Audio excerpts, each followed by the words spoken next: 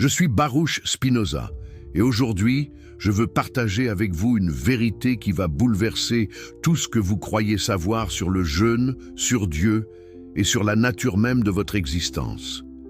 Dans mon Éthique, partie 4, proposition 67, j'ai écrit « Un homme libre ne pense à rien moins qu'à la mort, et sa sagesse est une méditation non de la mort, mais de la vie. » Pourquoi est-ce que je commence par cette citation qui semble n'avoir aucun rapport avec le jeûne? Parce que ce que je vais vous révéler dans les prochaines minutes va détruire l'illusion la plus dangereuse de votre civilisation, celle qui fait du jeûne un acte de piété, de sacrifice, de communication avec un Dieu anthropomorphique qui attend, qui juge, qui récompense. Le jeûne ne signifie absolument rien pour Dieu. Absolument rien. Et je vais vous prouver pourquoi cette affirmation, loin d'être un blasphème, est la vérité la plus libératrice que vous entendrez jamais. Vous voyez, quand les hommes jeûnent, quand ils s'abstiennent de nourriture, quand ils mortifient à leur corps, ils croient accomplir quelque chose de sacré. Ils pensent que Dieu les regarde avec satisfaction, qu'il comptabilise leurs efforts, qu'il pèse leur dévotion. Mais laissez-moi vous poser une question fondamentale. Qu'est-ce que Dieu ? Pas le Dieu de votre imagination, pas le vieil homme barbu assis sur un trône céleste, mais Dieu tel qu'il est réellement, tel que la raison pure nous oblige à le concevoir. Dans l'Éthique, partie 1, définition 6, j'ai défini Dieu comme un être absolument infini, c'est-à-dire une substance constituée par une infinité d'attributs dont chacun exprime une essence éternelle et infinie. Dieu, ou la nature, Deus sive natura, est la substance unique, éternelle, infinie qui existe par soi et se conçoit par soi. Tout ce qui existe, existe en Dieu, et rien ne peut exister ni être conçu sans Dieu. Maintenant, comprenez-vous ce que cela signifie? Cela signifie que Dieu n'est pas une personne. Dieu n'a pas de désir, pas de préférence, pas de volonté qui change selon vos actions. Dieu ne se réjouit pas quand vous jeûnez et ne s'attriste pas quand vous mangez. Pourquoi? Parce que Dieu est la totalité de tout ce qui existe, la substance infinie dont vous et moi et tout l'univers ne sommes que des modes, des modifications, des expressions finies. Quand vous jeûnez, vous êtes un mode de Dieu modifiant son propre état. Quand vous mangez, vous êtes le même mode modifiant son état différemment. Dieu n'observe pas cela de l'extérieur, Dieu est cela. Voyez-vous la révolution conceptuelle que cela implique? Si vous cherchez la vérité philosophique authentique, celle qui libère vraiment l'esprit, inscrivez-vous à cette chaîne et activez les notifications, car ce que je vais partager avec vous aujourd'hui va à l'encontre de 2000 ans de dogmes religieux. Et vous aurez besoin d'y revenir, d'y réfléchir, de digérer lentement ce qui va briser vos chaînes mentales. Le jeûne, mes amis, n'a jamais été ce que les prêtres vous ont dit qu'il était. Jamais. Et je vais vous montrer exactement pourquoi, étape par étape, avec la rigueur d'une démonstration géométrique, mais aussi avec la passion d'un homme qui a payé le prix de la vérité par l'excommunication, l'exil et la solitude. Commençons par le commencement. Qu'est-ce que le jeûne, fondamentalement? C'est l'abstinence volontaire de nourriture. Simple, non? Mais pourquoi les êtres humains jeûnent-ils? Voilà où commence la confusion. On vous a enseigné que le jeûne est un acte spirituel, une façon de vous purifier, de vous rapprocher de Dieu, de prouver votre dévotion. Dans toutes les grandes religions, le jeûne occupe une place centrale. Les chrétiens jeûnent pendant le carême, les musulmans jeûnent pendant le ramadan, les juifs jeûnent à Yom Kippour, les hindous jeûnent pour diverses divinités, les bouddhistes pratiquent l'abstinence alimentaire. Partout, absolument partout, le jeûne est présenté comme un moyen d'atteindre la sainteté, de communiquer avec le divin, de transcender votre nature corporelle. Mais attendez. Réfléchissez une seconde. Si Dieu est infini, éternel, parfait, comment votre abstinence de nourriture pourrait-elle l'affecter en quoi que ce soit? Comment un être infini pourrait-il être influencé par les actions d'un être fini? Dans l'Éthique, partie 1, proposition 17, j'ai démontré que Dieu agit par les seules lois de sa nature et sans être contraint par personne. Dieu ne peut pas être affecté par vos actions. Dieu ne peut pas changer. Dieu ne peut pas ressentir du plaisir ou de la douleur. Dieu est absolument nécessaire, éternellement le même, immuable. Alors, quand vous jeûnez en pensant plaire à Dieu, que faites-vous réellement? Vous entretenez une illusion. Vous projetez sur l'infini vos propres désirs, vos propres besoins d'approbation, vos propres schémas de relations parent-enfant. Vous transformez Dieu en un super père qui attend de vous des sacrifices pour vous accorder ses faveurs. Cette erreur, cette projection anthropomorphique n'est pas nouvelle. Dans mon traité théologico-politique, chapitre 1, j'ai analysé comment les prophètes adaptaient leur message à l'imagination du peuple, utilisant des images et des métaphores accessibles aux masses ignorantes. Le jeûne est devenu un rituel parce que les masses ont besoin de rituels, de gestes concrets, de sacrifices visibles pour se sentir religieuses. Mais la vraie philosophie, la vraie compréhension de Dieu, transcende complètement ces pratiques. Le philosophe véritable ne jeûne pas pour plaire à Dieu. Comment pourrait-il? Il comprend que Dieu ne peut être ni plus, ni déplus, ni satisfait, ni insatisfait. Dieu est simplement ce qui est, la nécessité éternelle de toute existence. Alors, que se passe-t-il réellement quand vous jeûnez? Comprenons cela d'un point de vue strictement naturaliste. Votre corps est un mode de l'attribut étendu de Dieu.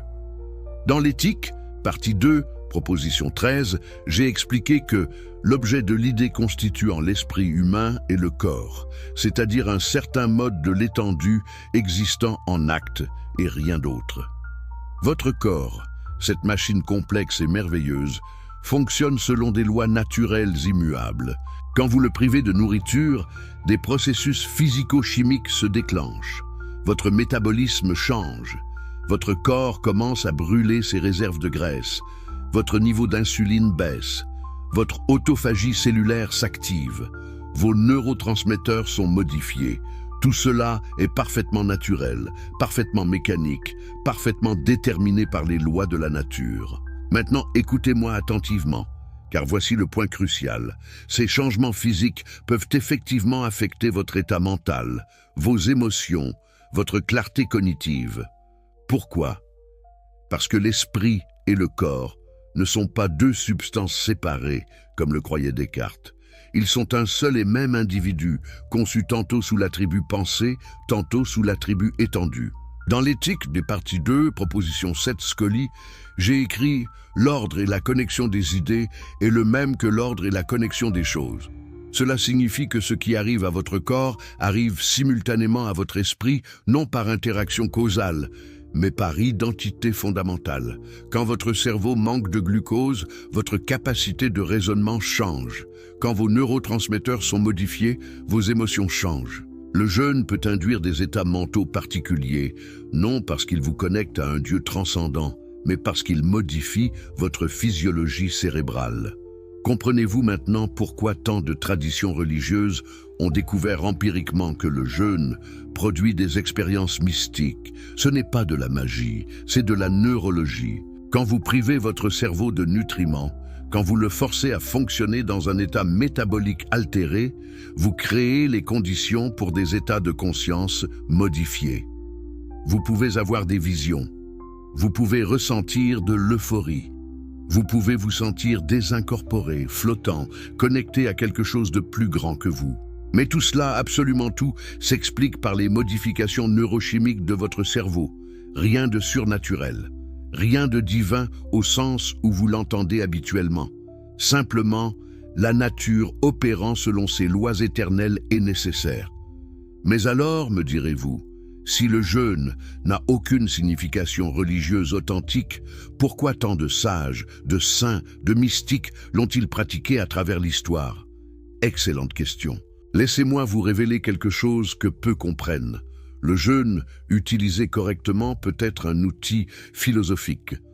Non pas pour communiquer avec un Dieu imaginaire, mais pour comprendre votre propre nature, pour expérimenter directement la dépendance de votre esprit à l'égard de votre corps, pour observer comment les passions qui vous gouvernent habituellement peuvent être modifiées par des changements physiologiques. Voyez-vous la différence? Ce n'est pas un rituel religieux, c'est une expérience scientifique sur vous-même. Dans l'éthique partie 4, proposition 38, j'ai écrit « Ce qui dispose le corps humain de manière qu'il puisse être affecté de plus de manières ou qui le rend apte à affecter les corps extérieurs de plus de manières est utile à l'homme. » Le jeûne, pratiqué avec compréhension, peut augmenter votre conscience de comment votre corps affecte votre esprit. Il peut vous montrer directement, expérientiellement, que vous n'êtes pas un esprit pur, emprisonné dans un corps, mais une unité psychophysique indivisible. Cette prise de conscience est précieuse, non parce qu'elle vous rapproche d'un Dieu personnel inexistant, mais parce qu'elle vous rapproche de la vérité sur votre propre nature. Permettez-moi maintenant d'approfondir ce que Dieu signifie réellement dans ma philosophie, car sans cette compréhension fondamentale, tout le reste demeure confus. Dieu, dans ma conception, n'est pas un créateur qui aurait existé avant le monde et qui l'aurait façonné selon sa volonté. Non, Dieu est la substance unique, la totalité infinie de tout ce qui existe. Dans l'éthique, partie Prüm, proposition 14, j'ai démontré que, excepté Dieu, nulle substance ne peut être donnée ni conçue. Il n'y a qu'une seule substance, et cette substance est Dieu. Tout le reste, vous, moi, les étoiles, les océans, vos pensées, vos émotions, sont des modes de cette substance unique. Nous sommes des vagues dans l'océan infini de l'être. Maintenant, cet océan infini, cette substance divine, possède une infinité d'attributs. Un attribut est ce que l'intellect perçoit de la substance comme constituant son essence.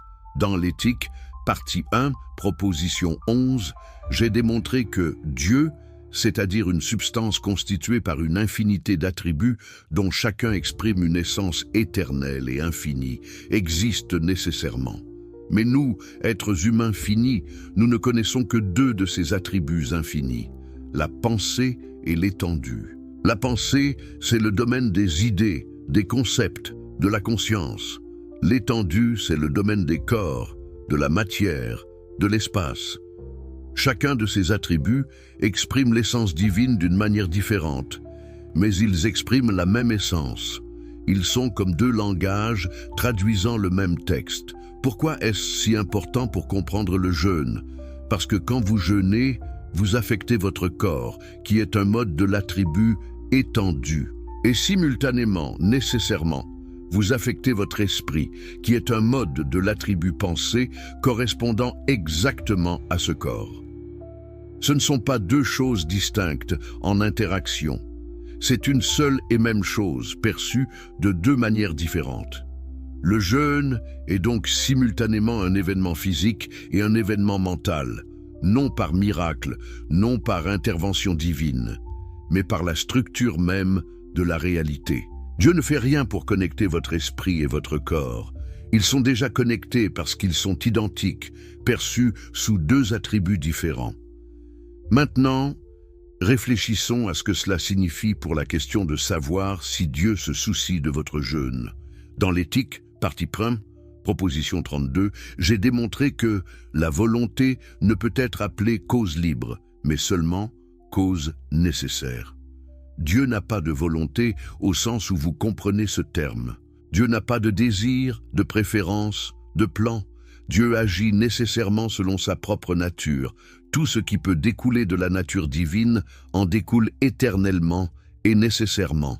Vous existez nécessairement. Votre jeûne, si vous jeûnez, découle nécessairement des causes qui le déterminent. Dieu ne choisit pas que vous jeûniez ou non.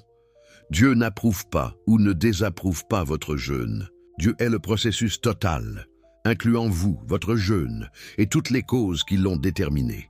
Imaginez, si vous voulez une métaphore visuelle, que Dieu est comme un océan infini. Chaque vague est un mode de cet océan. La vague n'est pas séparée de l'océan. Elle est l'océan, localement, temporairement, se manifestant d'une certaine manière. Maintenant, est-ce que l'océan se soucie de la forme particulière d'une vague? Est-ce que l'océan préfère les grandes vagues aux petites? Est-ce que l'océan juge certaines vagues comme meilleures que d'autres? Ces questions n'ont aucun sens. L'océan produit toutes les vagues selon les lois de la physique, du vent, des courants. De même, Dieu produit tous les modes, tous les êtres, toutes les actions selon les lois éternelles de la nature. Votre jeûne est une petite vague dans l'océan infini de l'être. Il n'a pas de signification cosmique, il n'affecte pas Dieu, il est Dieu, se manifestant de cette manière particulière. Mais attendez, pourriez-vous objecter? Les Écritures ne parlent-elles pas constamment de Dieu demandant aux hommes de jeûner? N'y a-t-il pas des commandements explicites sur le jeûne dans la Bible, dans la Torah? Comment réconcilier cela avec ce que je vous dis? Excellente question. Et voilà où mon traité théologico-politique devient essentiel. Dans cet ouvrage, j'ai minutieusement analysé les Écritures et démontré que ce que les prophètes disaient de Dieu était adapté à l'imagination du peuple, non à la vérité philosophique pure. Les prophètes n'étaient pas des philosophes. Ils étaient des hommes doués d'une imagination vive qui recevaient des révélations morales, mais non des vérités métaphysiques. Quand un prophète dit que Dieu commande le jeûne, qu'est-ce que cela signifie réellement? Cela signifie que cette pratique était utile pour la cohésion sociale, pour la discipline collective, pour renforcer l'identité du groupe. Dans le traité théologico-politique, chapitre 5, j'ai expliqué que les cérémonies et les rituels juifs n'avaient d'utilité que pour la préservation de l'État hébreu et n'avaient aucune valeur intrinsèque une fois cet État dissous.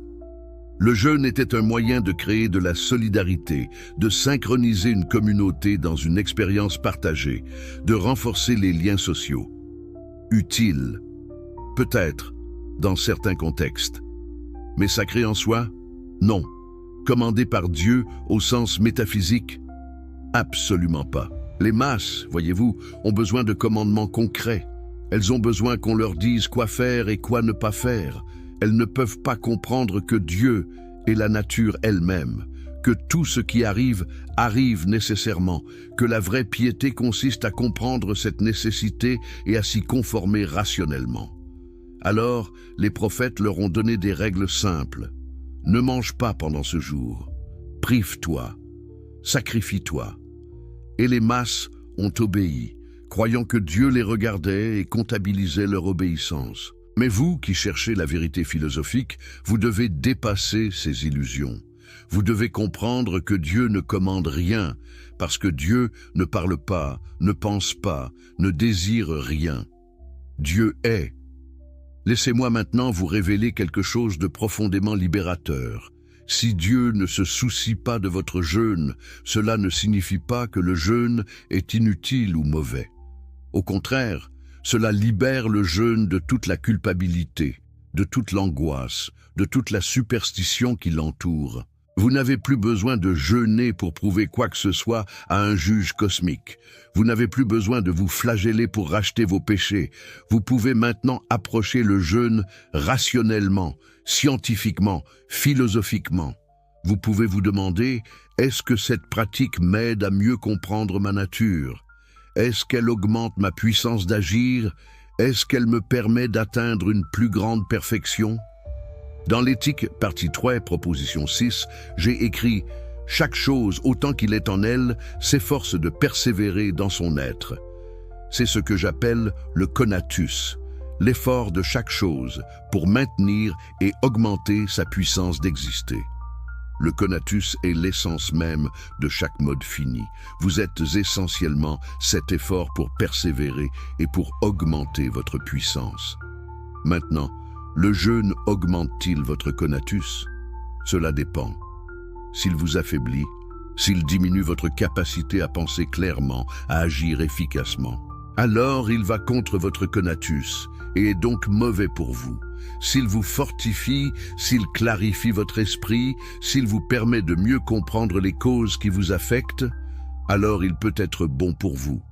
Mais notez bien, bon ou mauvais, ici, ne signifie pas moralement bon ou mauvais au sens religieux traditionnel. Cela signifie simplement utile ou nuisible à votre effort pour persévérer dans l'être. Voyez-vous la révolution éthique que cela représente? Vous n'avez plus besoin de consulter des textes sacrés pour savoir si vous devez jeûner. Vous n'avez plus besoin de l'autorisation d'un prêtre. Vous pouvez observer, expérimenter, comprendre les effets du jeûne sur votre propre corps et esprit et décider rationnellement si cette pratique vous convient. Vous devenez autonome, libre, responsable. C'est cela la vraie liberté que ma philosophie offre, non pas la liberté illusoire du libre arbitre, cette fiction métaphysique que j'ai démontée dans l'éthique partie 2, proposition 48, mais la liberté qui consiste à agir selon sa propre nature, guidée par la raison plutôt que par les passions et les superstitions. Maintenant, approfondissons la dimension académique de cette question. Vous devez comprendre le contexte historique dans lequel j'ai développé ma philosophie. Au XVIIe siècle, l'Europe était déchirée par des guerres de religion. Catholiques et protestants s'entretuaient pour des questions de dogme.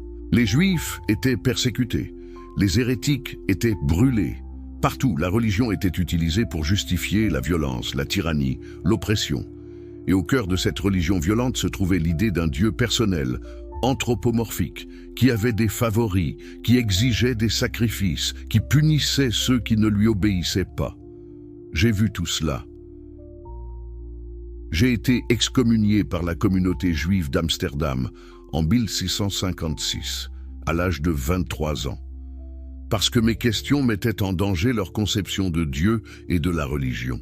Le RM, le bannissement prononcé contre moi, était d'une sévérité extraordinaire. On m'a maudit, on m'a exclu, on a interdit à quiconque de me parler, de me lire, de m'aider. Pourquoi?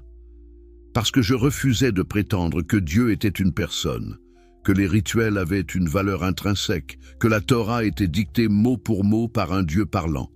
J'ai payé le prix de la vérité, et je ne l'ai jamais regretté. Dans ce contexte de fanatisme religieux, ma philosophie était révolutionnaire.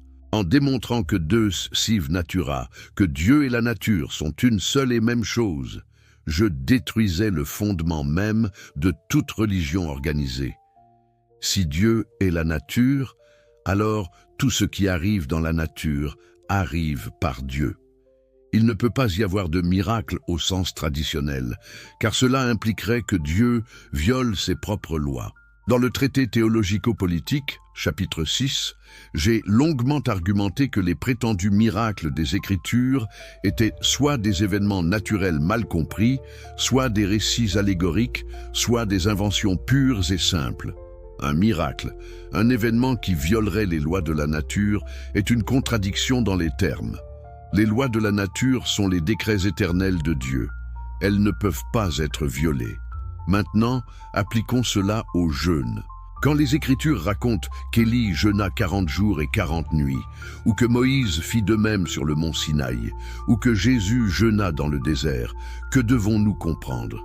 Devons-nous croire littéralement que ces hommes survécurent 40 jours sans nourriture ni eau par intervention miraculeuse de Dieu? Non.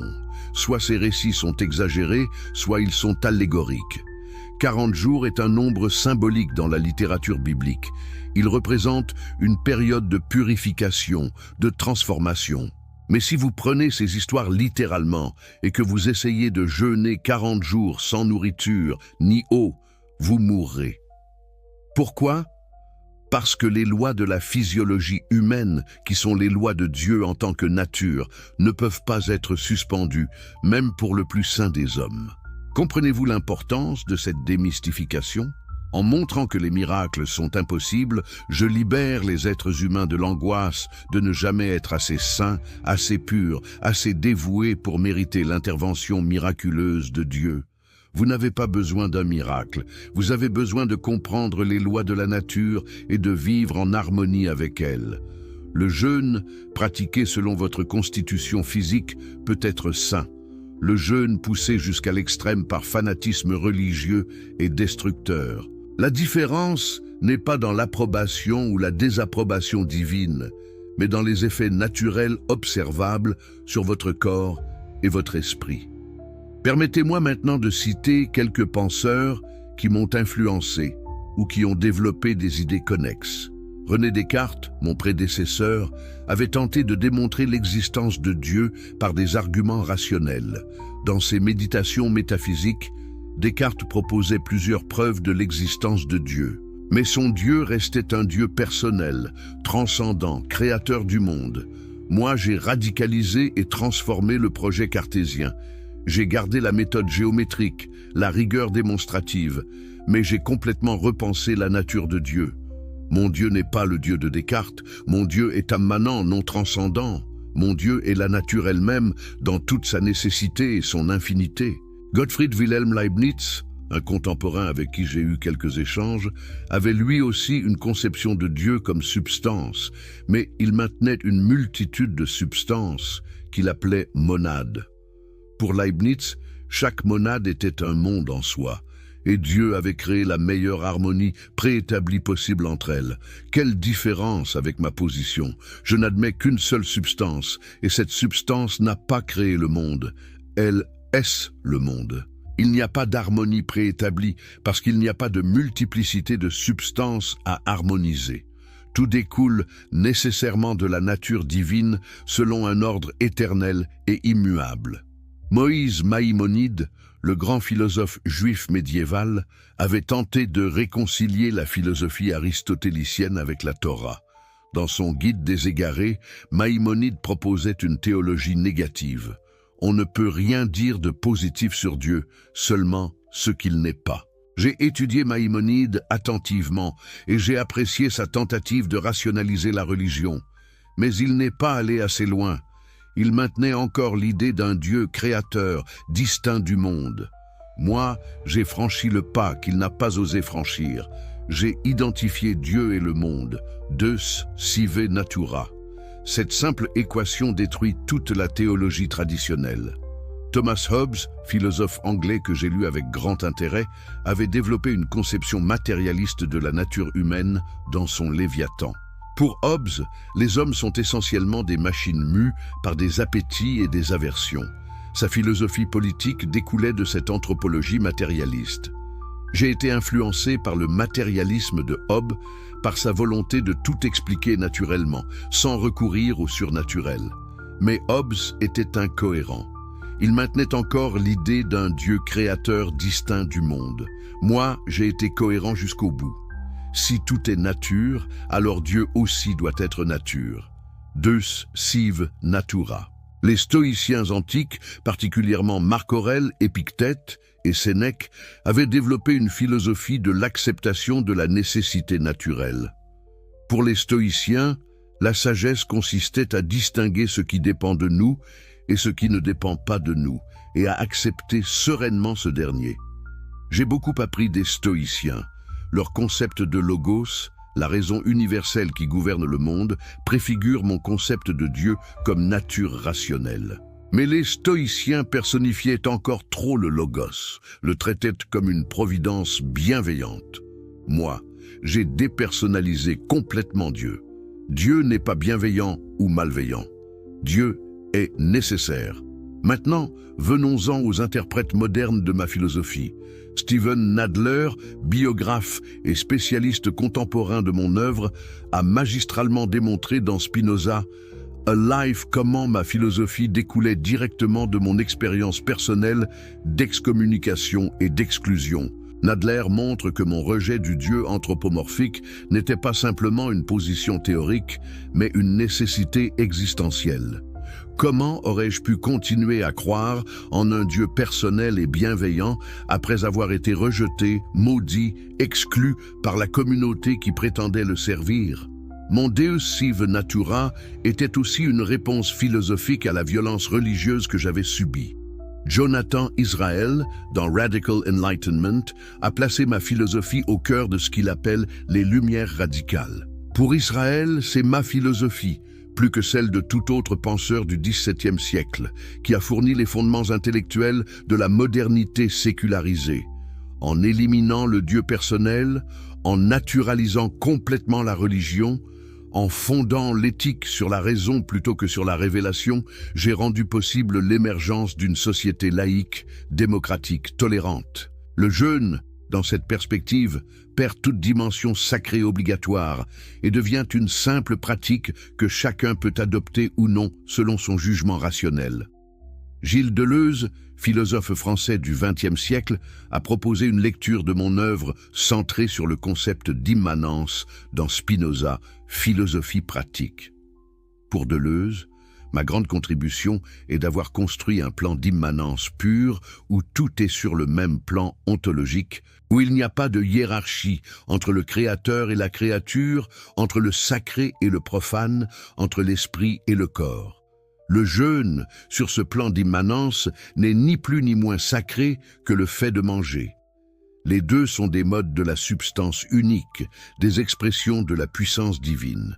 Antonio Negri, dans L'Anomalie sauvage, a interprété ma philosophie comme une philosophie de la puissance constituante, une affirmation radicale de la vie contre toutes les forces qui cherchent à la limiter, à la contrôler, à la mortifier. Le jeûne, dans cette lecture, pourrait être vu comme une pratique ascétique qui nie la vie, qui la mortifie. Mais il pourrait aussi, si pratiqué avec compréhension, être une expérience de la puissance du corps à se transformer lui-même, une célébration de sa plasticité plutôt qu'une négation de ses besoins. Maintenant, créons des connexions inattendues. Pensez au bouddhisme, particulièrement à la pratique de la méditation vipassana, qui implique souvent des jeûnes ou des restrictions alimentaires sévères.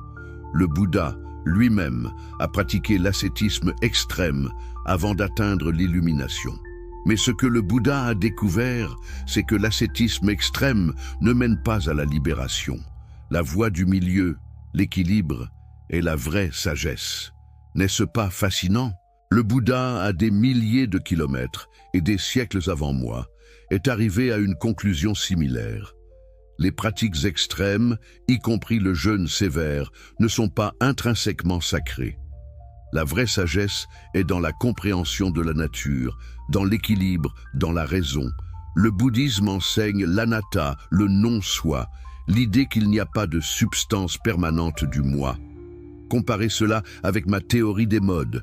Vous n'êtes pas une substance indépendante, vous êtes un mode de la substance unique. Votre identité personnelle n'est pas quelque chose d'absolument fixe et permanent, mais une configuration temporaire de la substance infinie. Quand vous méditez, quand vous jeûnez, vous pouvez directement expérimenter cette dissolution du moi dans le tout. Non pas comme une vérité mystique inexplicable, mais comme la réalité ontologique de votre être. Vous êtes toujours déjà dissous dans Dieu nature. Le jeûne peut simplement vous aider à en prendre conscience. Pensez maintenant à la physique quantique moderne, particulièrement au principe d'intrication. Deux particules peuvent être intriquées de telle sorte que l'état de l'une détermine instantanément l'état de l'autre, quelle que soit la distance qui les sépare. Comment est-ce possible? Dans mon cadre philosophique, c'est évident. Ces particules ne sont pas deux substances séparées. Elles sont des modes de la même substance unique. Quand vous observez l'une, vous observez un aspect de cette substance. Quand vous observez l'autre, vous observez un autre aspect de la même substance. Elles ne communiquent pas à travers l'espace. Elles sont une, ontologiquement. De même, votre corps et votre esprit ne sont pas deux choses qui interagissent miraculeusement. Ils sont deux aspects de la même chose. Quand vous jeûnez, affectant votre corps, vous affectez simultanément votre esprit, non par interaction, mais par identité. La physique quantique, avec son étrangeté, avec ses corrélations non locales, avec son holisme, ressemble étrangement à ma métaphysique. La nature est une. Tout est connecté parce que tout est une seule et même substance, s'exprimant d'une infinité de manières. Pensez au stoïcisme romain. Marc Aurèle écrivait dans ses méditations « Tout ce qui arrive, arrive justement ». Pour lui, accepter la nécessité de tout ce qui arrive était la clé de la tranquillité d'âme. Comparez cela avec ma proposition dans l'éthique partie 2, proposition 49. Il n'y a dans l'esprit aucune volonté absolue ou libre, mais l'esprit est déterminé à vouloir ceci ou cela, par une cause qui est aussi déterminée par une autre, et cette autre l'est à son tour par une autre, et ainsi à l'infini. Nous sommes déterminés. Tout ce que nous faisons, tout ce que nous voulons, découle nécessairement de causes antérieures. Accepter cette vérité, c'est atteindre la paix. Quand vous jeûnez parce que vous vous sentez obligé par un commandement divin externe, vous êtes esclave. Quand vous comprenez que votre choix de jeûner ou non découle nécessairement de votre nature et des causes qui vous affectent, vous êtes libre dans votre nécessité. Mais attention, et c'est crucial, dire que tout est déterminé ne signifie pas que vous êtes une marionnette impuissante. Dans l'éthique, partie 3, définition 7, j'ai distingué les affects actifs des affects passifs. Un affect est actif quand nous en sommes la cause adéquate, c'est-à-dire quand il découle de notre seule nature. Un affect est passif quand nous n'en sommes qu'une cause partielle, quand il est principalement causé par des choses extérieures. La vraie liberté consiste à augmenter la proportion de nos affects actifs, à devenir de plus en plus cause de ce qui nous arrive, même si nous restons toujours déterminés. Appliquons cela au jeûne. Si vous jeûnez parce que tout le monde autour de vous jeûne, parce que vous craignez la désapprobation sociale, parce que vous avez peur de Dieu, vous êtes dans la passivité. Votre jeûne est causé principalement par des causes extérieures. Vous êtes esclave. Mais si vous jeûnez, après avoir compris rationnellement les effets du jeûne sur votre corps et votre esprit, après avoir décidé consciemment que cette pratique vous aide à mieux vous comprendre, à augmenter votre puissance, alors votre jeûne découle de votre nature rationnelle. Vous êtes actif dans votre jeûne, même si ce jeûne reste déterminé par toute la chaîne causale qui vous a amené à cette compréhension. Voyez-vous la subtilité? La liberté n'est pas l'absence de détermination. La liberté est la compréhension de votre détermination et l'action selon votre nature propre, plutôt que selon les forces extérieures. Maintenant, confrontons directement les conceptions conventionnelles. Beaucoup de gens aujourd'hui, même des athées, même des agnostiques, ont une sorte de respect résiduel pour les pratiques religieuses comme le jeûne. Ils disent « Je ne crois pas en Dieu, mais je respecte ceux qui jeûnent pour des raisons spirituelles. » Pourquoi ce respect? Parce qu'ils confondent discipline avec spiritualité, autorestriction avec transcendance. Mais la vraie transcendance n'est pas dans la mortification du corps. La vraie transcendance est dans la compréhension intellectuelle de votre place dans la totalité de la nature. Dans l'éthique, partie 5, proposition 36, Scully, j'ai écrit « La béatitude n'est pas le prix de la vertu, mais la vertu elle-même. » La béatitude, le bonheur suprême, n'est pas quelque chose que vous obtenez après avoir jeûné, prié, sacrifié. La béatitude est la compréhension elle-même, la connaissance du troisième genre que j'appelle l'amour intellectuel de Dieu. Quand vous comprenez que tout ce qui existe découle nécessairement de la nature divine, quand vous percevez les choses sub specie aeternitatis, sous l'aspect de l'éternité, quand vous voyez votre propre être comme une expression de l'être infini, vous atteignez la béatitude. Et cette béatitude n'a rien à voir avec avoir jeûné ou non. Elle est purement intellectuelle, purement contemplative.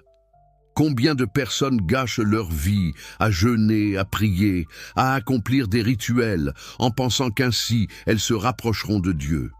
Combien meurent sans avoir jamais compris que Dieu ne peut pas être approché parce que Dieu est déjà en eux, autour d'eux, à travers que Dieu n'est pas un être distinct à conquérir, mais la réalité même dont ils font partie?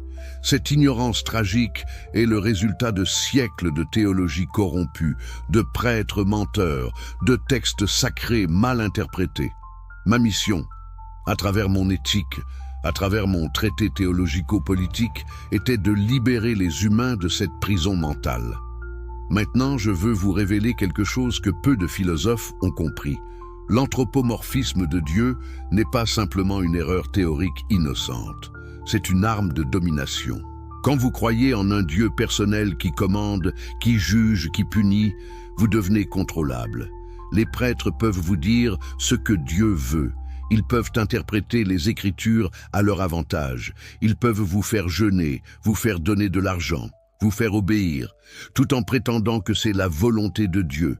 Dans le traité théologico-politique préface, j'ai écrit « Le vrai but de la religion est de maintenir la paix et la concorde. » Mais la religion, telle qu'elle a été pratiquée historiquement, a fait exactement l'opposé. Elle a créé la guerre, la haine, l'oppression. Le jeûne est un exemple parfait de cette instrumentalisation religieuse. Quand une autorité religieuse déclare un jour de jeûne obligatoire, qu'est-ce qui se passe? Les fidèles jeûnent, souvent au détriment de leur santé. Pourquoi? Pour obéir, pour montrer leur soumission, pour ne pas être punis, exclus, damnés. Le jeûne devient un outil de contrôle social. Celui qui ne jeûne pas est un hérétique, un pécheur, un rebelle. La communauté le surveille. La pression sociale le force à se conformer. Et tout cela est fait au nom de Dieu. Un Dieu qui, comme je l'ai démontré, ne peut ni commander ni se soucier de vos pratiques alimentaires. Libérez-vous de cette tyrannie.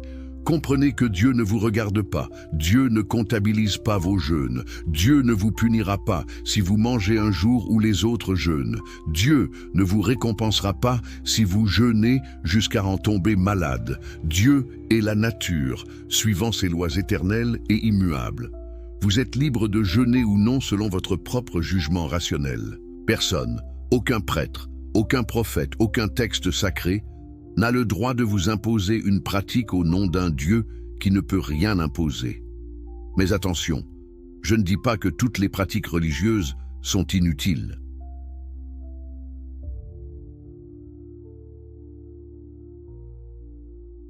Le jeûne peut avoir des effets bénéfiques sur la santé dans certains contextes. La méditation peut calmer l'esprit. La prière, comprise comme réflexion intérieure, peut clarifier vos pensées.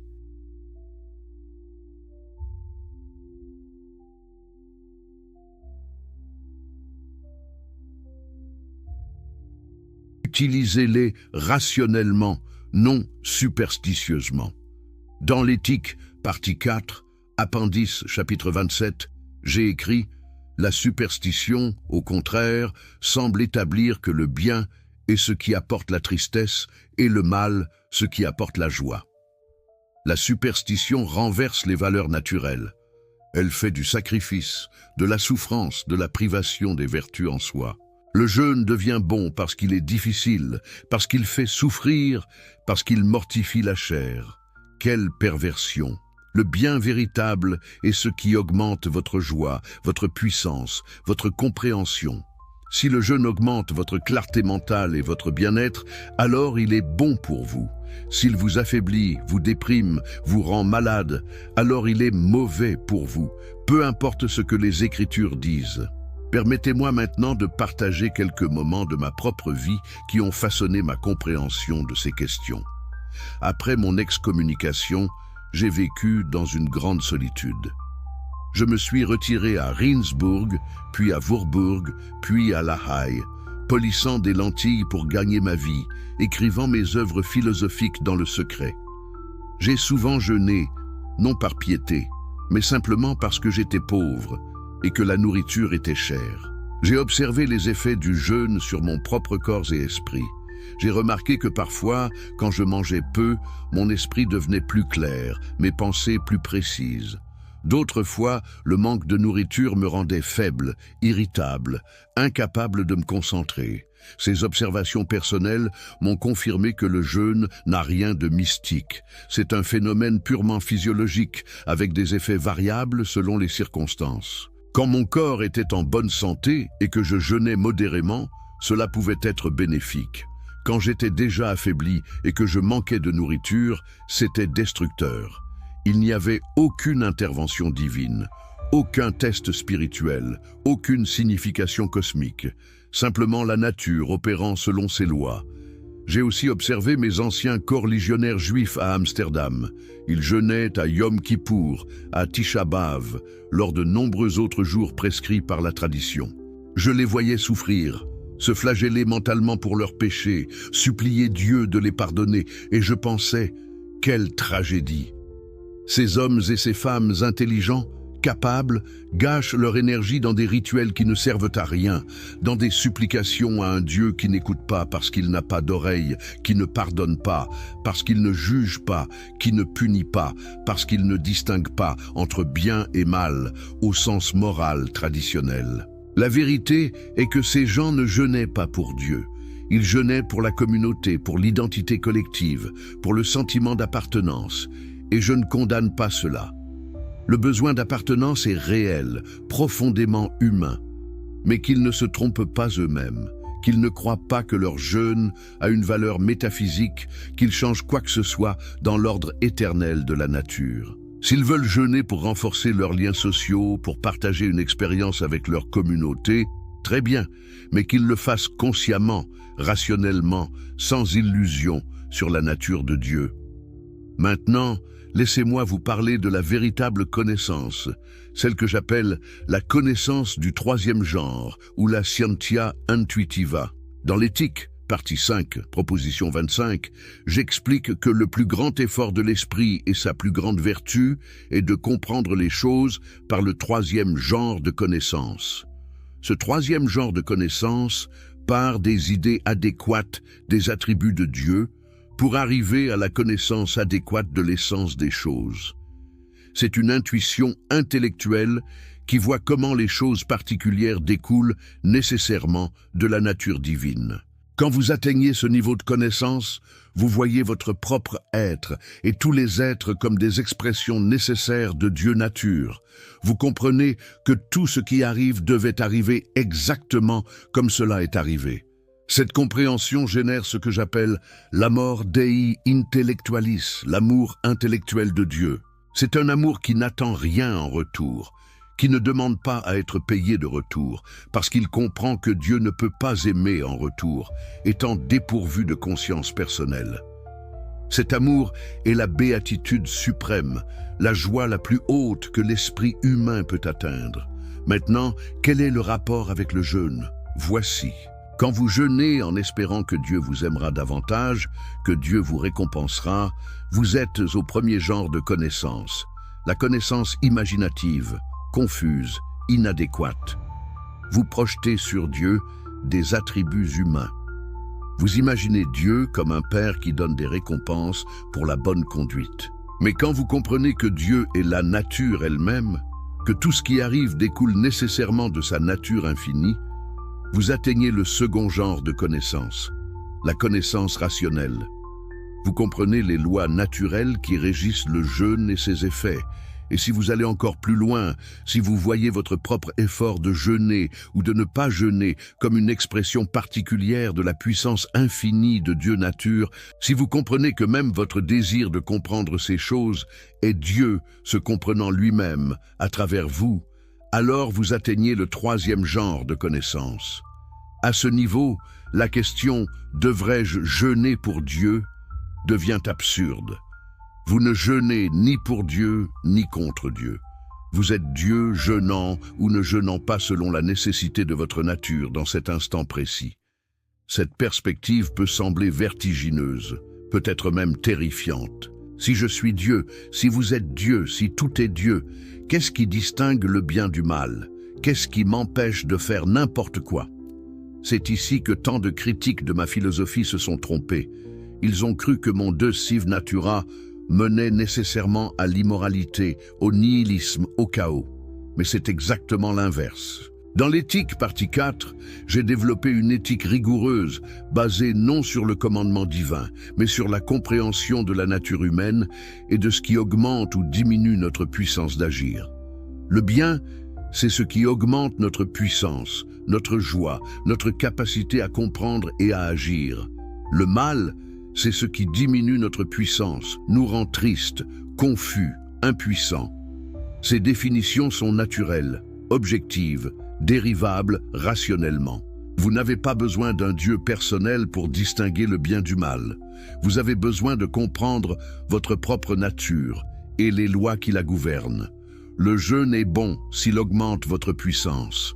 Il est mauvais s'il la diminue. Simple, clair, rationnel. Maintenant, confrontons une objection sérieuse. Quelqu'un pourrait dire, Spinoza, si Dieu ne se soucie pas du jeûne, si tout est déterminé, pourquoi faire des efforts? Pourquoi essayer d'être meilleur? Pourquoi ne pas simplement se laisser aller à tous nos désirs? Cette objection révèle une incompréhension profonde de ma philosophie. Oui, tout est déterminé. Mais vous êtes déterminé à chercher votre propre bien, à augmenter votre puissance. C'est votre conatus, l'essence même de votre être. Vous ne pouvez pas ne pas désirer votre propre bien. La question est de savoir ce qu'est réellement votre bien. L'ignorant croit que son bien est dans la satisfaction immédiate de tous ses appétits. Il mange sans contrôle, boit sans modération, cherche les plaisirs sensuels sans réflexion. Mais cette vie mène à la tristesse, à la maladie, à la diminution de puissance. Le sage comprend que son vrai bien est dans la raison, dans la compréhension, dans l'harmonie de toutes ses facultés. Il peut choisir de jeûner temporairement s'il juge que cela clarifiera son esprit. Il peut choisir de manger avec modération pour maintenir la santé de son corps. Mais tout cela découle de sa compréhension rationnelle, non de l'obéissance aveugle à des commandements arbitraires. Pensez à la physique moderne de la nutrition. Les scientifiques ont découvert que le jeûne intermittent peut avoir des effets bénéfiques sur la santé. Il peut augmenter l'autophagie cellulaire, réduire l'inflammation, améliorer la sensibilité à l'insuline, peut-être même prolonger la vie. Ces découvertes sont-elles en contradiction avec ma philosophie? Absolument pas. Elles la confirment. Le jeûne a des effets naturels mesurables. Ces effets peuvent être étudiés scientifiquement. Vous pouvez décider rationnellement d'utiliser le jeûne comme outil de santé. Mais notez bien, cette décision n'a rien à voir avec plaire à Dieu ou éviter la damnation. C'est une décision purement pragmatique, basée sur la compréhension des lois naturelles. Maintenant, examinons une connexion encore plus profonde. Dans la physique quantique, le principe d'incertitude de Heisenberg nous dit que nous ne pouvons pas connaître simultanément avec précision la position et la vitesse d'une particule. Plus nous connaissons précisément l'une, moins nous connaissons précisément l'autre. Certains ont vu là une limite fondamentale de la connaissance, mais réfléchissez à cela dans le cadre de ma philosophie. La connaissance humaine est toujours limitée parce que nous sommes des modes finis de la substance infinie. Nous ne pouvons pas tout connaître. Nous ne connaissons que 2 attributs de Dieu sur une infinité. Notre perspective est nécessairement partielle, mais cela ne signifie pas que la connaissance vraie est impossible. Dans l'éthique, partie 2, proposition 43, j'ai démontré qui a une idée vraie sait en même temps qu'il a une idée vraie et ne peut douter de la vérité de la chose. La vérité se révèle elle-même. Quand vous comprenez vraiment quelque chose, vous savez que vous comprenez. Cette certitude intérieure n'est pas de l'arrogance, c'est la marque de la connaissance adéquate. Quand je vous dis que Dieu est la nature, que tout ce qui existe existe en Dieu, je ne vous demande pas de me croire aveuglément. Je vous demande de suivre les démonstrations géométriques de mon éthique et de voir par vous-même que ces propositions sont vraies nécessairement. Le jeûne ou toute autre pratique ne peut pas vous donner cette certitude. Aucun rituel, aucun sacrifice, aucune mortification ne peut remplacer la compréhension rationnelle. Vous pouvez jeûner pendant des années, vous flageller physiquement jusqu'au sang, vous priver de tout plaisir et rester aussi ignorant qu'avant. La vraie illumination ne vient pas de la privation, mais de la compréhension. Laissez-moi vous raconter une autre expérience personnelle qui illustre ce point. Quand je vivais à La Haye, dans ma petite chambre louée chez Hendrik van der Spyk, je partageais souvent mes repas avec la famille. C'étaient des gens simples, pieux, qui priaient avant chaque repas, remerciant Dieu pour la nourriture. Je les observais avec tendresse. Ils croyaient vraiment que Dieu les avait bénis avec ce pain, ce fromage, cette soupe. Mais je savais que ce pain était le résultat du travail du boulanger, qui utilisait la farine produite par le meunier, qui utilisait le grain cultivé par le fermier, qui dépendait du soleil, de la pluie, du sol fertile. Toute une chaîne causale naturelle, sans intervention miraculeuse. De même, quand ils jeûnaient les jours prescrits par leur Église, ils croyaient obéir à un commandement divin. Mais je voyais que leur jeûne était le résultat de leur éducation religieuse, de la pression sociale de leur communauté, de leur peur de la désapprobation divine. Rien de libre là-dedans, rien de véritablement spirituel, simplement la nature opérant à travers eux selon les lois psychologiques et sociologiques qui déterminent le comportement humain. Je ne les jugeais pas. Comment aurais-je pu? Ils étaient déterminés à croire ce qu'ils croyaient, tout comme j'étais déterminé à comprendre ce que je comprenais.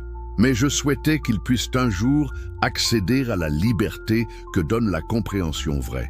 Maintenant, approfondissons encore plus la question de la causalité et du déterminisme, car c'est absolument crucial pour comprendre pourquoi le jeûne ne peut avoir aucune signification pour Dieu.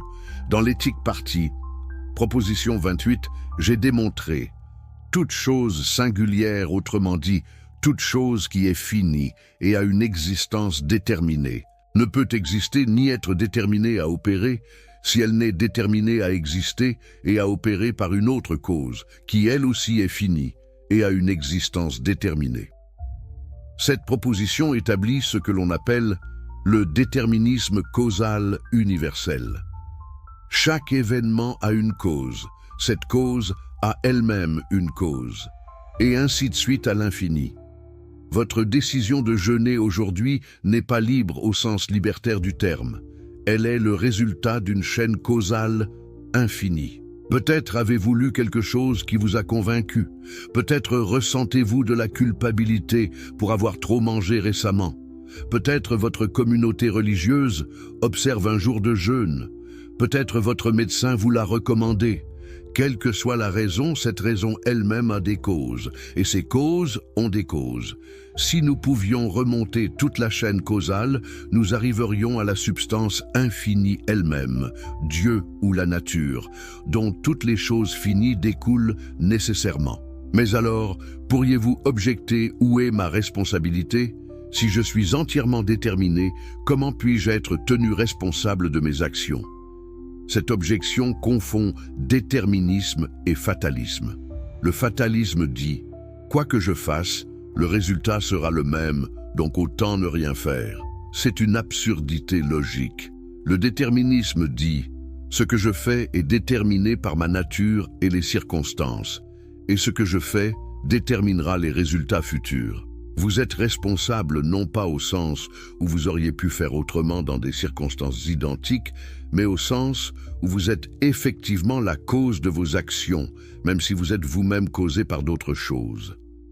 Dans l'éthique, partie 3, proposition 2, Scully, j'ai écrit « Le corps ne peut déterminer l'esprit à penser, ni l'esprit le corps au mouvement ou au repos. » Cela peut sembler contredire ce que j'ai dit sur l'unité de l'esprit et du corps, mais comprenez bien, je ne dis pas que l'esprit et le corps n'ont aucun rapport. Je dis qu'ils ne s'influencent pas causalement l'un l'autre comme deux substances séparées. Ils sont un, et ce qui arrive à l'un est identique à ce qui arrive à l'autre, perçu sous deux attributs différents.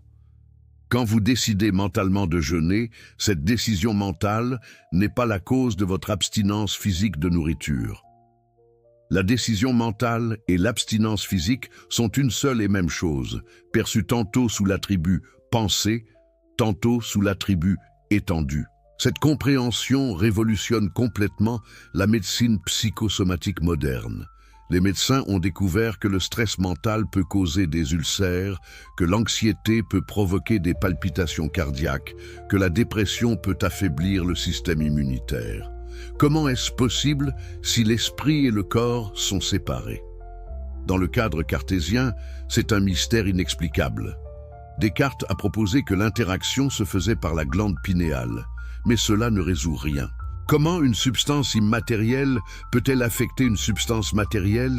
C'est impossible, mais dans mon cadre, il n'y a aucun mystère. L'esprit et le corps ne sont pas deux substances en interaction. Ils sont deux aspects de la même chose. Le stress n'est pas une chose mentale qui cause une chose physique. Le stress est simultanément une configuration mentale et une configuration physique de votre être. De même, le jeûne n'est pas une action physique qui produit des effets spirituels. Le jeûne est simultanément un événement physique, abstinence de nourriture, changement métabolique, et un événement mental, état de conscience modifié, pensée différente. Ces deux aspects sont identiques, non causalement liés. Quand les mystiques rapportent des visions pendant le jeûne, ils ne décrivent pas l'âme s'élevant vers Dieu grâce à la purification du corps. Ils décrivent les effets neurochimiques de la privation alimentaire sur leur cerveau, ces effets étant simultanément des états mentaux particuliers. Maintenant, explorons une connexion fascinante avec la neuroscience contemporaine. Les chercheurs ont découvert que le jeûne induit la production de corps cétoniques, des molécules que le cerveau peut utiliser comme carburant alternatif au glucose. Les corps cétoniques peuvent traverser la barrière hémato-encéphalique et affecter directement le fonctionnement neuronal. Ils peuvent augmenter la production de BDNF, Brain Derived Neurotrophic Factor, une protéine qui favorise la croissance de nouveaux neurones et la plasticité synaptique. Ils peuvent moduler les neurotransmetteurs, particulièrement le GABA et le glutamate, affectant ainsi l'excitabilité neuronale. Voyez-vous la beauté de cela ? Ce que les mystiques attribuaient à l'intervention divine, ce que les religieux considéraient comme une élévation spirituelle mystérieuse, s'explique parfaitement par la biochimie. Le jeûne modifie votre métabolisme cérébral, ce qui modifie votre état de conscience. C'est de la pure nature, opérant selon ses lois éternelles, aucun miracle, aucune transcendance surnaturelle, simplement Deus sive natura, se manifestant à travers les processus biochimiques de votre cerveau. Dans l'éthique, partie 2, proposition 13, lemme 7, j'ai établi que l'individu composé de plusieurs corps se conserve, que les corps qui le composent se meuvent ou soient en repos, qu'ils se meuvent plus vite ou plus lentement, pourvu qu'ils se communiquent leurs mouvements les uns aux autres selon un certain rapport déterminé. Votre corps est un individu composé d'innombrables parties plus petites, cellules, organes, systèmes. Ces parties communiquent constamment entre elles selon des rapports déterminés. Le jeûne perturbe ces rapports, il force votre corps à réorganiser ses processus métaboliques. Cette réorganisation affecte votre cerveau, qui affecte votre esprit, qui est le même que votre cerveau perçu sous l'attribut pensée. Comprenez-vous maintenant pourquoi je dis que le jeûne n'a aucune signification pour Dieu? Parce que Dieu est tout ce processus. Dieu est votre corps réorganisant son métabolisme. Dieu est votre cerveau produisant des corps cétoniques. Dieu est votre esprit expérimentant des états de conscience modifiés. Tout cela est Dieu, se manifestant nécessairement selon ses lois éternelles. Il n'y a pas un Dieu séparé qui observe ce processus de l'extérieur et qui le juge bon ou mauvais. Le processus entier est Dieu. Maintenant, permettez-moi de créer une analogie visuelle complexe pour vous aider à saisir ce concept difficile.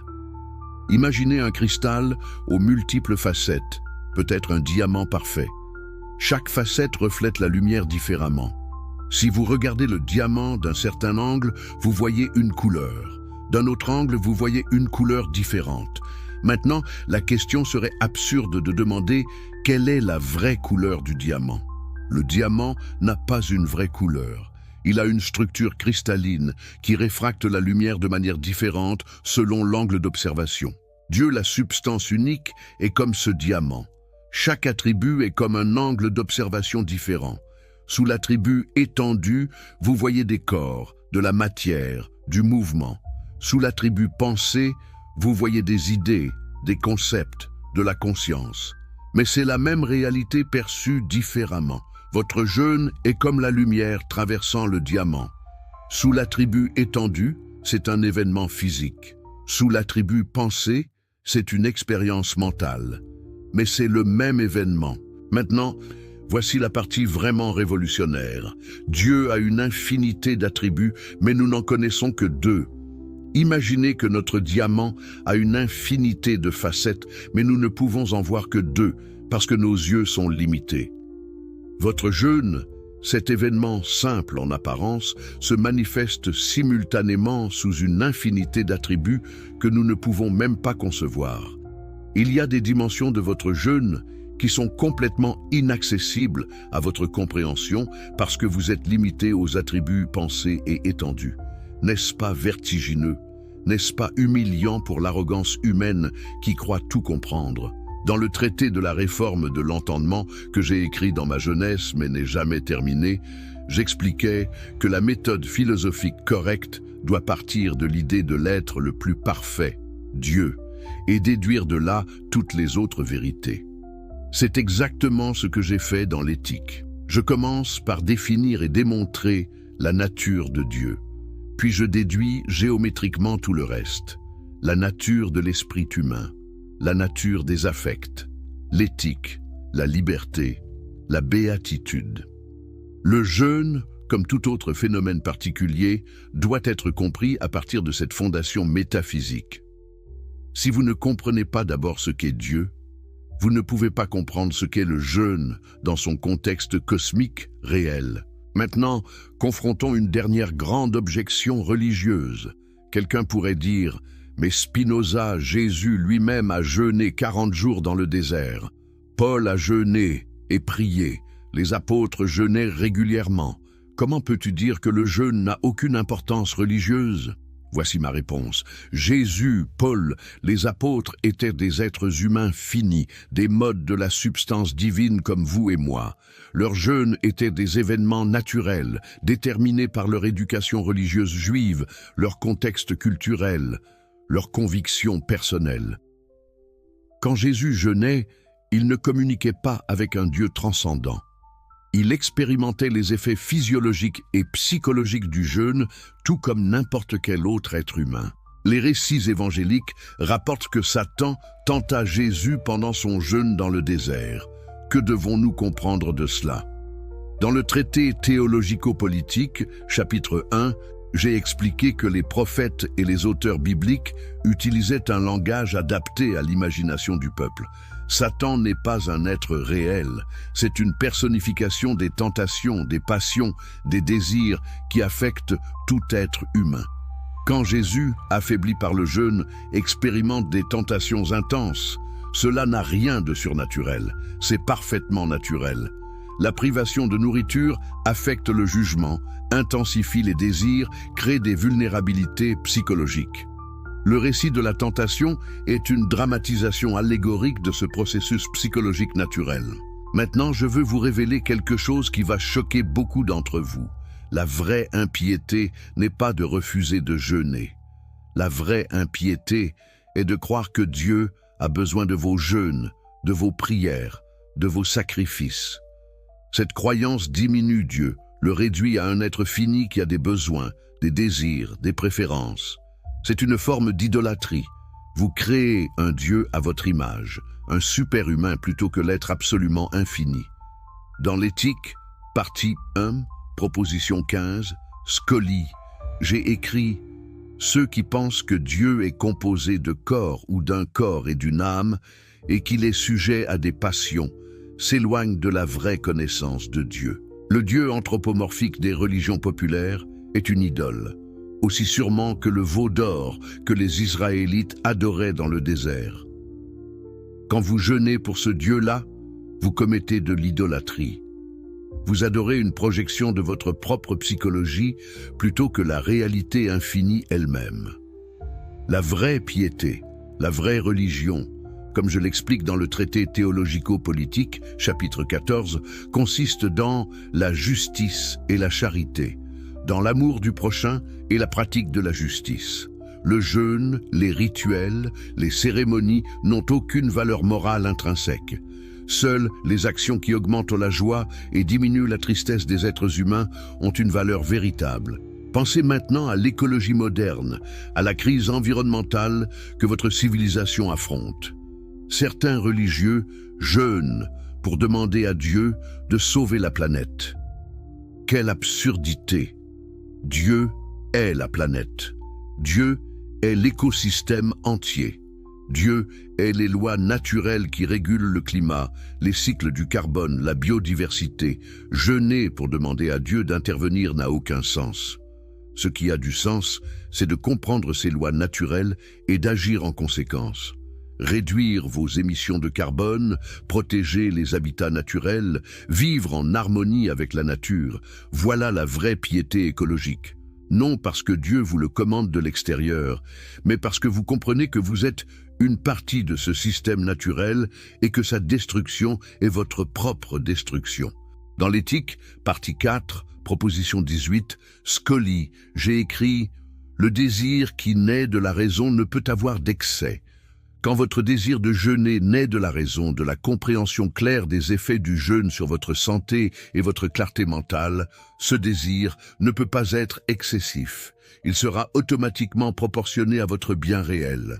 Mais quand votre désir de jeûner naît de la superstition, de la peur, de la culpabilité, il peut facilement devenir excessif, vous conduisant à l'anorexie religieuse, à la destruction de votre santé, à la mort même. L'histoire est pleine de saints qui se sont littéralement affamés à mort, croyant ainsi plaire à Dieu. Quelle tragédie! Ils ont détruit le mode fini de Dieu qu'ils étaient, croyant servir un Dieu imaginaire transcendant. Maintenant, approchons-nous de la conclusion de cette longue exploration. Nous avons parcouru un chemin intellectuel considérable. Nous avons commencé avec la question simple: que signifie le jeûne pour Dieu? Et nous avons découvert que la réponse est rien. Dieu ne peut pas être affecté par le jeûne parce que Dieu est la totalité infinie dont le jeûne n'est qu'une modification infinitésimale. Mais cette découverte, loin d'être nihiliste, est profondément libératrice. Vous n'avez plus besoin de jeûner pour prouver quelque chose à un juge cosmique. Vous n'avez plus besoin de vous torturer pour racheter des péchés imaginaires. Vous n'avez plus besoin de suivre aveuglément des commandements arbitraires.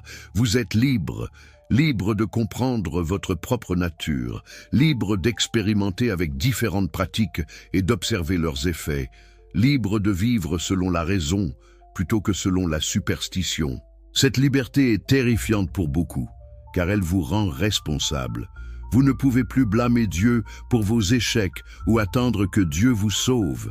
Vous devez comprendre les lois de la nature et agir en conséquence. Dans l'éthique, partie 5, proposition 42, Scully, j'ai écrit ce qui pourrait être considéré comme ma conclusion ultime. La béatitude n'est pas le prix de la vertu, mais la vertu elle-même. Et nous n'en jouissons pas parce que nous réprimons nos désirs lubriques.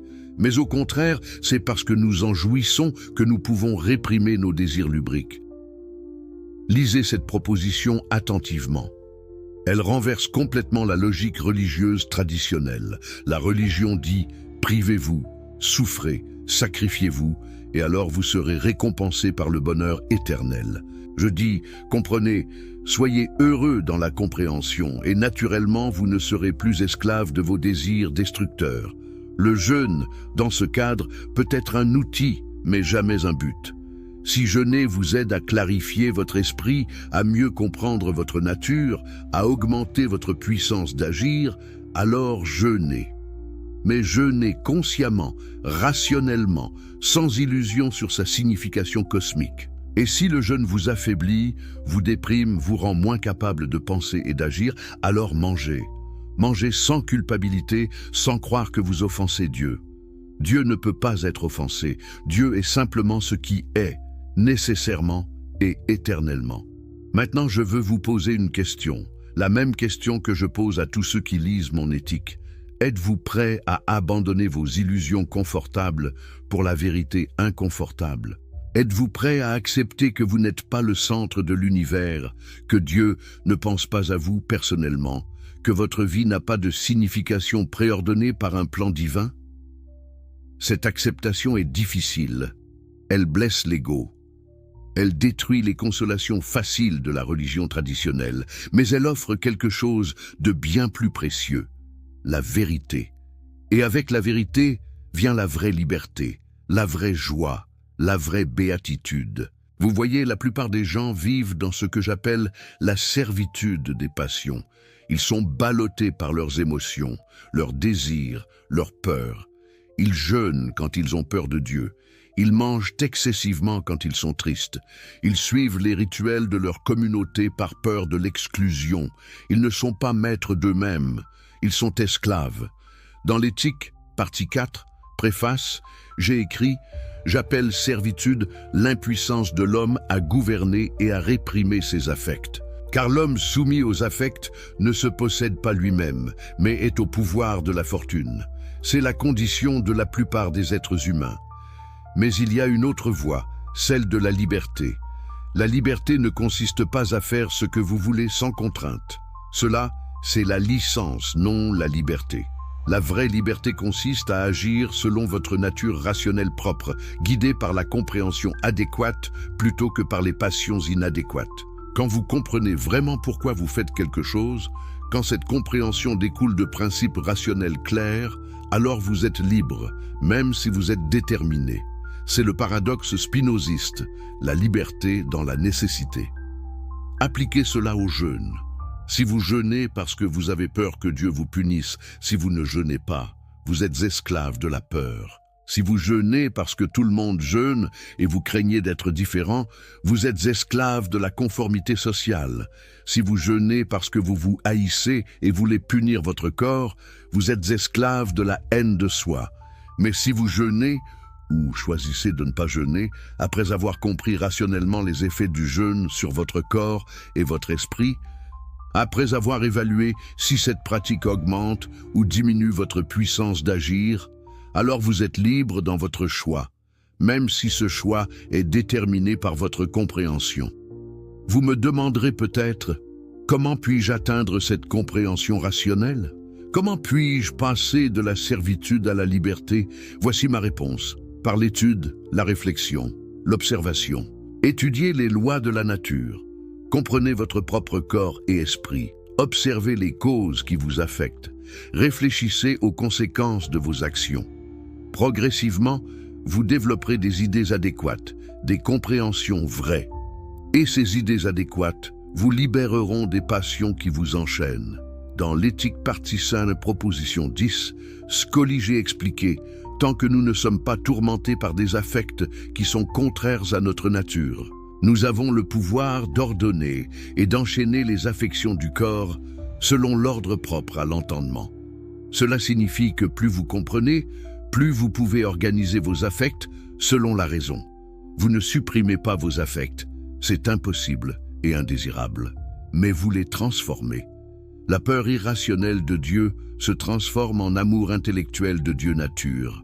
Le désir superstitieux de jeûner pour plaire à Dieu se transforme en choix rationnel de jeûner, ou non, pour augmenter votre bien-être. La culpabilité se transforme en responsabilité, la passivité se transforme en activité. Revenons maintenant à la citation avec laquelle j'ai commencé. Un homme libre ne pense à rien moins qu'à la mort, et sa sagesse est une méditation non de la mort, mais de la vie.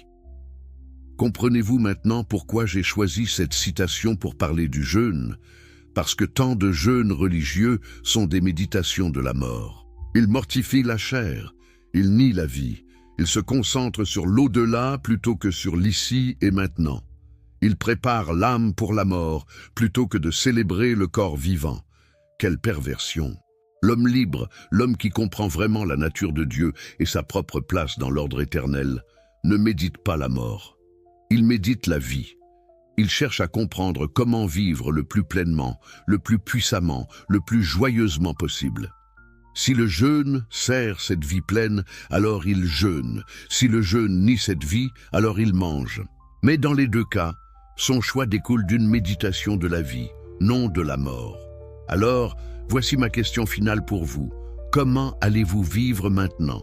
Maintenant que vous savez que Dieu ne se soucie pas de votre jeûne, que Dieu est votre jeûne et votre non-jeûne, que tout ce qui arrive nécessairement selon les lois éternelles de la nature, comment allez-vous choisir? Allez-vous continuer à vivre sous l'esclavage des superstitions, des peurs, des culpabilités religieuses? Ou allez-vous embrasser la liberté terrifiante et exaltante de la vérité? Je ne vous promets pas que cette voie sera facile. Elle ne l'est pas. J'ai été excommunié, rejeté, isolé pour avoir choisi la vérité. Mais je n'ai jamais regretté ce choix. Car dans la solitude de mon exil, j'ai trouvé la béatitude de la compréhension. J'ai trouvé l'amour intellectuel de Dieu, cette joie suprême qui naît de voir toute chose découler nécessairement de la nature éternelle de Dieu. Aucun jeûne, aucun rituel, aucune prière ne m'a donné cela. Seule la raison pure, appliquée rigoureusement et courageusement, m'a conduit à cette béatitude. Vous aussi, vous pouvez l'atteindre, non pas en jeûnant, non pas en priant un Dieu imaginaire, mais en comprenant, en étudiant, en réfléchissant, en observant la nature, en vous-même et autour de vous, en construisant lentement, proposition par proposition, un système de compréhension qui explique tout naturellement, sans recours au surnaturel. C'est cela la vraie libération, c'est cela le vrai salut, non pas d'un péché imaginaire, mais de l'ignorance réelle qui vous enchaîne. Alors je vous le demande encore, êtes-vous prêt à abandonner l'illusion confortable d'un Dieu personnel qui se soucie de votre jeûne? Êtes-vous prêt à accepter la vérité que Dieu est la nature infinie et que vous êtes une vague éphémère dans l'océan éternel de l'être? Cette acceptation peut sembler diminuer votre importance, mais en réalité, elle l'augmente infiniment. Car vous n'êtes pas seulement une créature de Dieu, vous êtes Dieu, se manifestant temporairement sous cette forme particulière. Chaque pensée que vous pensez, Dieu la pense. Chaque action que vous accomplissez, Dieu l'accomplit. Vous êtes divin, non pas au sens religieux traditionnel, mais au sens métaphysique le plus profond.